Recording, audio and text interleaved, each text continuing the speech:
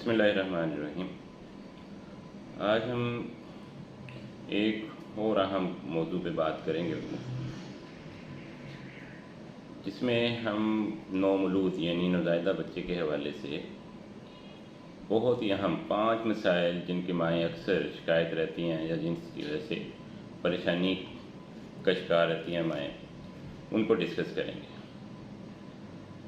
इस की वीडियो की तफसील में जाने से पहले मैं आपसे रिक्वेस्ट करूंगा कि वो लोग जिन्होंने अभी तक चैनल को सब्सक्राइब नहीं किया वो सब्सक्राइब कर लें और बेल आइकन ऑन कर लें इसका, ताकि आइंदा आने वाली वीडियो के नोटिफिकेशन भी आप तक पहुँचने शुक्रिया। जो सबसे अहम मसाइल अक्सर नौमौलूद में जिनकी बाएँ जो है शिकायत करती रहती हैं, उसमें सबसे अहम मसला पहला मसला ये होता है कोलिक यानी पेट का दर्द। अक्सर माएँ कहती हैं कि बच्चा बहुत ज़ोर लगाता है, बार बार ज़ोर लगाता रहता है और उसका चेहरा उसके दौरान सुर्ख हो जाता है। और अक्सर ये होता है कि बच्चे ये शिकायत करती हैं माएँ कि ये शाम के वक्त ये मसला ज़्यादा होता है और शाम के वक्त ज़्यादा रोते हैं आमतौर तौर पर। उसमें देखने की ये बात होती है कि अगर बच्चे की ग्रोथ ठीक है, बच्चे का वज़न सही बढ़ रहा है, बच्चा जो है कि पैदाइश के वक्त जो वज़न था उसके बाद जो रूटीन में वज़न बच्चे का बढ़ना चाहिए वो नॉर्मल बढ़ रहा है, तो कोई परेशानी की ज़्यादा ज़रूरत नहीं है। कैफियत उमूमी तौर पे खुद ही ठीक हो जाती है। और ज़्यादातर जो बच्चे फार्मूला मिल्क या गाय भैंस का दूध इस्तेमाल कर रहे होते हैं उनमें ये ज़्यादा परेशानी होती है उमूमी तौर पे। लेकिन अगर उसके बावजूद ऐसा मसला रहता है, प्रॉब्लम ऐसी रहती है कि आपको परेशानी है कि बच्चा बहुत ज़्यादा है और आप भी उसकी वजह से डिस्टर्ब हैं, तो उसमें आप ये कर सकते हैं कि आजकल स्पेशल फार्मूला ऐसे आते हैं जो एंटी कोलिक की खासियत के साथ मौजूद है मार्केट के अंदर। और बाज़ का बच्चे को लैक्टोज़ की वजह से प्रॉब्लम होती है, तो उसमें आप जो लैक्टोलेस या लैक्टोज़ फ्री फार्मूला हैं वो यूज़ कर सकते हैं। इसके अलावा मार्केट में इस वक्त कुछ ड्रॉप्स भी मौजूद हैं जो लैक्टेज एंजाइम कंटेनिंग ड्रॉप्स हैं, और वो हम इस्तेमाल कर सकते हैं ताकि लैक्टोज़ की वजह से जो गैस पैदा होती है उसका हल निकाला जा सके। इसके अलावा बहुत से हर्बल और न्यूट्रास्यूटिकल और एलोपैथिक ड्रॉप्स भी एंटीकोलिक खासियत के मौजूद हैं। बाद लोग ये समझते हैं कि शायद इसमें माँ की खुराक का कोई अमल दखल होता है। मेडिकली तो इसका कोई ख़ास सबूत अभी तक मौजूद नहीं है। कुछ लोग इस पर यकीन करते हैं, कुछ नहीं करते। लेकिन ये कि अमूमी तौर पे ये होता है कि माँ की अगर बहुत ज़्यादा कोई इस तरह की डाइट है जिसमें बहुत ज़्यादा दूध इस्तेमाल करती है, तो कुछ लोग कहते हैं कि शायद उस वजह से हो सकता है, तो उसमें आप थोड़ी सी चेंज ला सकते हैं। वरना अमूमी तौर पे माँ की गैस के साथ बच्चे का इस प्रॉब्लम का तल्लुक़ नहीं होता। दूसरी एक बहुत अहम जो परेशानी होती है वो है कि बच्चा दूध बार बार उल्ट देता है या दूध निकालता है बार बार या उल्टी कर देता है। ये शिकायत अमूमी तौर पे कुछ महीनों तक, शुरू के महीनों में बाद बच्चों में हो सकती है।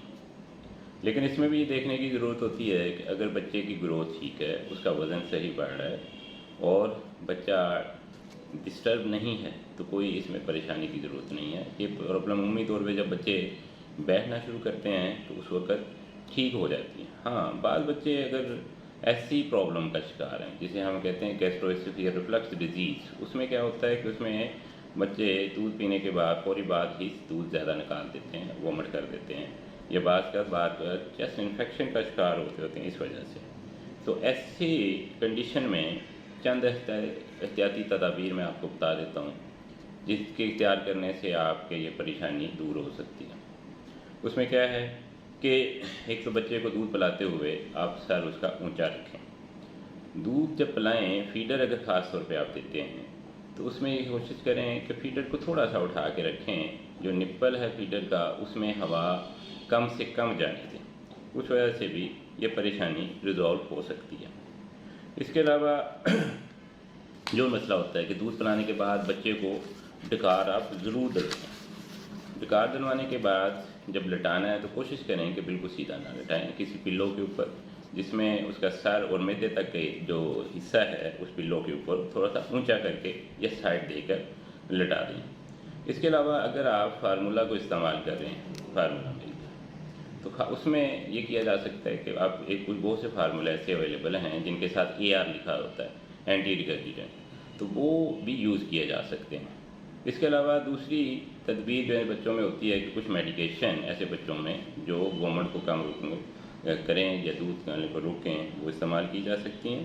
اس کے علاوہ یہ پرابلم جو ہے عمومی طور پہ جو ہے کہ جب بچے بیٹھنا شروع کرتے ہیں اس میں ریزالو ہو جاتی ہے، اور اس کے علاوہ ان بچوں میں آپ یہ کر سکتے ہیں کہ ٹھوس غذا آپ 4 مہینے پہ شروع کر سکتے ہیں۔ عمومی طور پہ ہم ٹھوس غذا کی ایڈوائز کرتے ہیں کہ جو mother feed breast feed baby ہیں خاص طور پہ وہ 6 ماہ پہ یوز کریں، لیکن ان میں ہم کہہ سکتے ہیں کہ کیا جا سکتا ہے کہ اس کی ریفلکس کو جو دودھ نکالتے ہیں اس کو کم کرنے کے لیے ٹھوس غذا پہلے استعمال کر لی جائے۔ لیکن بعض بچے ایسے ہوتے ہیں جو بہت زیادہ منہ بھر کے الٹی کرتے ہیں پریشر کے ساتھ، وہ یہ عمومی طور پہ تیسرے چوتھے ہفتے میں جب کی عمر کے ہوتے ہیں تو اسے شروع ہو جاتی ہے، اور ایسے بچے سخت قبض کا شکار ہوتے ہیں، اور پھر جو الٹی کرنے کے بعد پھر بھوک کا شکار ہو جاتے ہیں۔ تو ایسے بچوں کو چیک کروانے کی ضرورت ہوتی ہے۔ بعض اوقات ان کے معدے کی نالی آگے سے تنگ ہو رہی ہوتی ہے، ٹھیک، اس میں پائلورک اسٹینوسس ہم کہتے ہیں، ایڈیوپیتھک ہائپرٹروفک پائلورک اسٹینوسس، تو اس کو الٹرا ساؤنڈ کے ذریعے ڈائگنوز کیا جا سکتا، اگر وہ ہو تو پھر اس میں عمومی طور پہ آپریشن کی ضرورت ہوتی ہے۔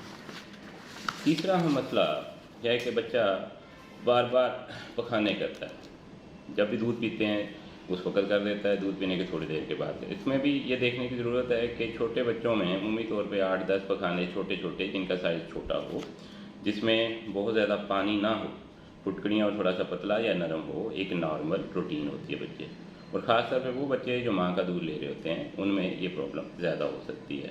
لیکن یہ ہے کہ عمومی طور پہ یہ ایک ریفلیکس ہے جس وجہ سے ہوتا ہے، اسے گیسٹروکولک ریفلیکس ہم کہتے ہیں، کیونکہ جب دودھ پیتا ہے تو اس کی لہر جو چلتی ہے اس کو دودھ کو آگے لے کے جانے کے لیے، تو وہ عمومی طور پہ سارے پیٹ میں گزر جاتی ہے۔ اس وجہ سے بچے نے جو دودھ پہلے ہضم کیا ہوتا ہے وہ دودھ پیتے پیتے یا دودھ پینے کی تھوڑی دیر کے بعد پخانا کر دیتا ہے۔ اس میں عمومی طور پہ بچوں کی گروتھ ٹھیک ہوتی ہے۔ ہاں، اگر بہت زیادہ لوز موشن پانی کی طرح کر رہا ہو تو اس میں پھر ادویات کی ضرورت ہوتی ہے، ورنہ ادویات کی ضرورت نہیں ہوتی۔ صرف اس میں پریشانی ہمیں بار بار یہ ہوتا ہے کہ پیمپر چینج کرنا پڑتا ہے، بار بار صاف کرنا پڑتا ہے، اس سے بعد کا ریش بن جاتا ہے۔ اس کے علاوہ جو چوتھا اہم مسئلہ ہے وہ یہ ہے کہ بچہ کا پیٹ نہیں بھرتا، بچہ بار بار دودھ مانگتا ہے، اور یہ بھی مسئلہ عمومی طور پہ ان بچوں میں ہوتا ہے جو بچے ماں کا دودھ پیتے ہیں، کیونکہ ماں کا دودھ ہضم ہوتا ہے، جلدی ہضم ہو جاتا ہے، تو ان بچوں کو جلدی بھوک لگ جاتی ہے۔ تو اس صورت میں بھی بچوں کو کوشش کریں کہ جتنی بار وہ دودھ مانگتے ہیں پلائیں، اگر وہ ہضم کر رہے ہیں، دودھ نکالتے نہیں ہیں، تو اس سے ان کی گروتھ ٹھیک ہوگی، اس میں کوئی پریشان ہونے کی ضرورت نہیں ہے۔ اور یہ لیکن بعض کا یہ ہوتا ہے کہ بچے بار بار اس لیے دودھ مانگ رہے ہوتے ہیں کہ ماں کے دودھ کی مقدار کم ہوتی ہے۔ اس میں کوشش کریں کہ دیکھیں کہ بچے کی اگر گروتھ بھی ڈسٹرب ہے، بچے کا وزن نہیں بڑھتا اور بچے کی ڈکنین بھی ڈسٹرب ہے، تو پھر بار یہ ہو سکتا ہے کہ دودھ کی کمی ہو، تو اس کے حوالے سے اپنے ڈاکٹر کے ساتھ مشورہ کیا جا سکتا ہے۔ تو اب پانچواں اور آخری اہم مسئلہ جس سے اکثر مائیں پریشان ہوتی ہیں، ان کی ذہنی تناؤ کا شکار ہوتی ہیں، ان کی نیند ڈسٹرب ہوتی ہے، ان کی صحت ڈسٹرب ہوتی ہے، وہ یہ کہ بچہ رات کو سوتا نہیں۔ جب ایک اور کمپلین ہوتی ہے کہ بچہ سوتا ہے، بہت زیادہ سوتا ہے، سارا دن سویا رہتا ہے۔ تو اس میں اصل میں ہوتا یہ ہے کہ یہ بھی پریشانی کی بات ہے، اس میں بچے کی صرف روٹین چینج کرنے کی ضرورت ہے کہ آپ کوشش کریں کہ بچہ جو جاگتا ہے جتنا ٹائم وہ دن کو جاگے اور رات کو سوئے۔ تو اس میں یہ ہے کہ کوشش کر کے کچھ دن چند دن کی پریکٹس کے ساتھ آپ یہ کریں تو اس کی روٹین عمومی طور پہ چینج کی جا سکتی ہے، جس سے عمومی طور پہ بچے جو ہے کہ بہتر ہو جاتے ہیں اس کے بعد۔ اس میں کوئی پریشانی کی ضرورت نہیں ہے۔ اس میں عمومی طور پہ جو ہے کہ جو بعض کا ہوتا ہے کہ بچہ بہت زیادہ سوتا ہے، لیکن اس میں یہ یاد رکھیں کہ جو نومولود بچے ہیں، جو نازائیدہ بچے ہیں، ان کی نیند بعض کا 15 سے 18 گھنٹے ہوتی ہے، لیکن اس میں کوئی پریشان ہونے کی، بچہ فیڈ لیتا ہے ہر 2-3 گھنٹے کے بعد، سوئے ہوئے فیڈ کروا دیں بچے کو، اگر وہ فیڈ ٹھیک لے رہا ہے تو کوئی مسئلہ نہیں، اور بچے کی گروتھ اگر کچھ میں ڈسٹرب نہیں ہے تو کوئی ایشو نہیں ہے۔